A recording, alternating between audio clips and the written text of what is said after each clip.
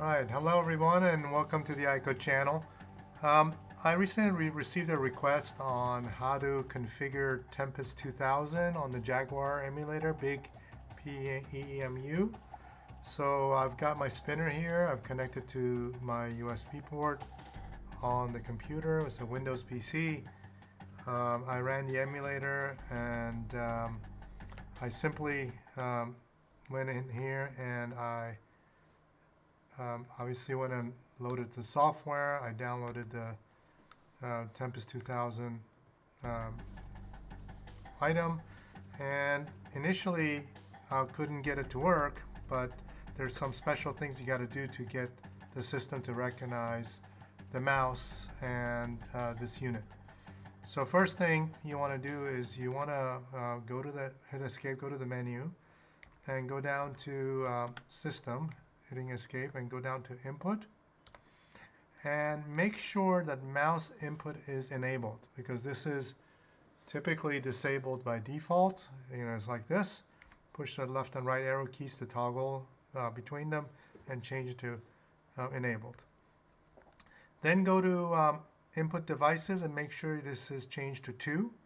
That way you'll see 2 input devices, 1 and 2 here.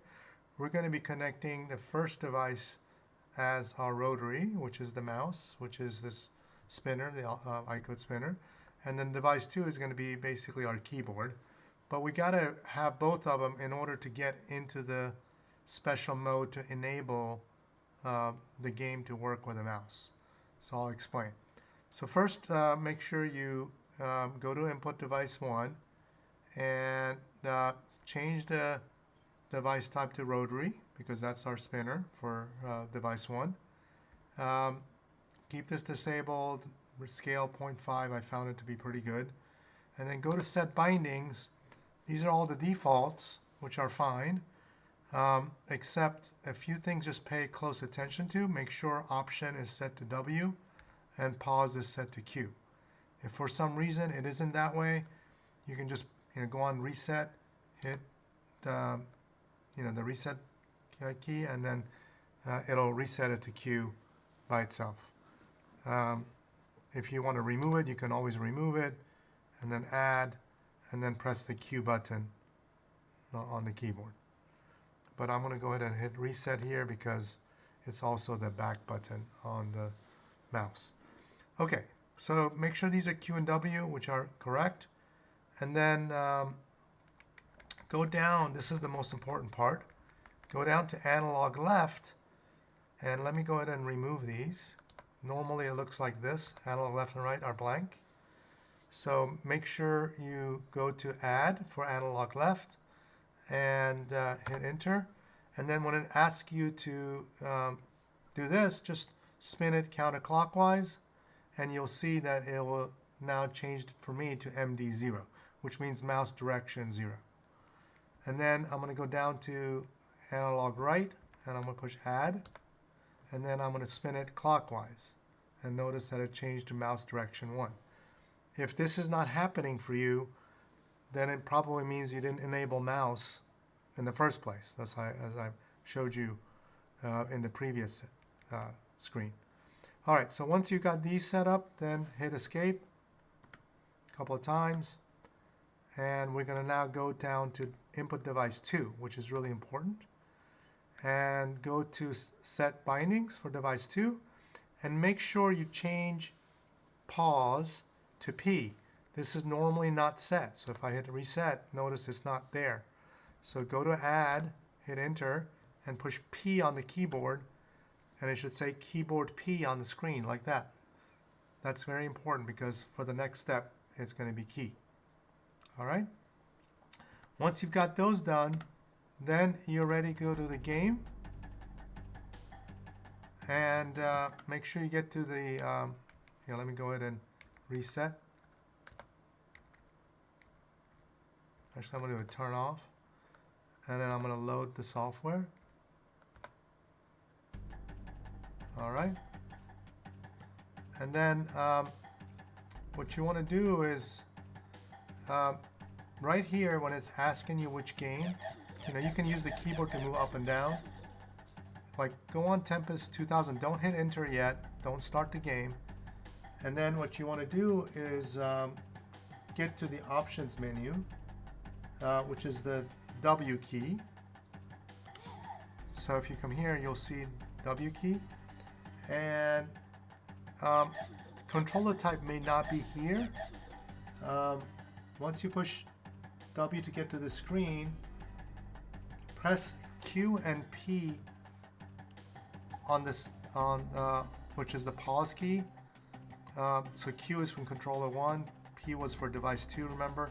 So push Q and P together at the same time, and then this controller type option will appear. You might not see it, but once you push Q and P together, it will show it to you. And then once you see it, go ahead and go down to controller type, push A on the keyboard to get to it, and make sure you change player 1 to Rotary. So notice it'll be by default on joypad. You have to change it to Rotary. So once you do that, I think then you're done. And then there's a few settings you want to do on this unit, on the iCode unit. So I'm going to go ahead and hit exit here and get to the main menu. Now I'm going to show you on this unit, in order for, because the game's going to see the rotary for the mouse, but for the buttons, it needs to act like a gamepad. So we need this to be in the mode that says mouse and gamepad, okay? So if you go to the menu by pushing the black key, and then for the mode, if you go down to mode as, no, I'm sorry, not mode as.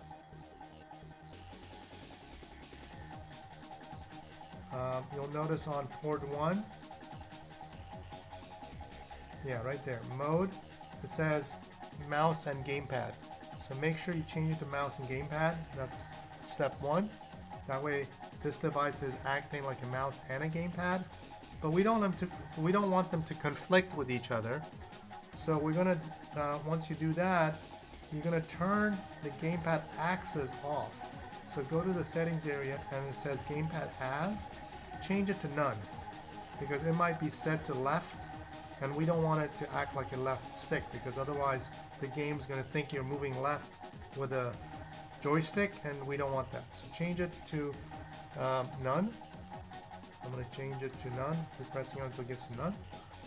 And then go down to button settings and go to the buttons menu and make sure your mouse buttons are all set to none. So on the section that says mouse buttons, the big button, middle button, all the mouse buttons are none, because we don't want them to act like the mouse clicks on the system, because otherwise it'll, like Windows will think you're clicking mouses and so on. So it's better to change them to none. And then for your gamepad buttons, you know, I have the big button as button 2, and then the big middle I have button 1, and then I have green as 3, red as 0, blue as 9, and yellow as 8, right as 7, and left as 6. You know, as long as you have 0, 1, and 2 defined, that's the most important. Okay, I think that's pretty much it. Now you're set. So now notice if I go ahead and start the game, the red button for me starts the game. And now I'm able to move nicely, freely, and the red button is working well. It's very responsive and it works wonderfully. Now, if you feel like the rotation is in the wrong direction for you, you can always go to the settings on the device and change the axis to be flipped instead of normal. So that's fine. So anyways, that's how you configure it. And I hope this was helpful to you guys, and hope you enjoy it and have a lot of fun. This is a great game. Check out my other videos where I'm going to show you how to configure Tempest 4000 as well as this game. There's a free version of this game that runs really well on a Windows PC without an emulator. It's a native to the PC and it's free to download, and I will make a video on that, so keep an eye out on that. If you enjoyed this video, give me a thumbs up and talk to you all soon. Take care.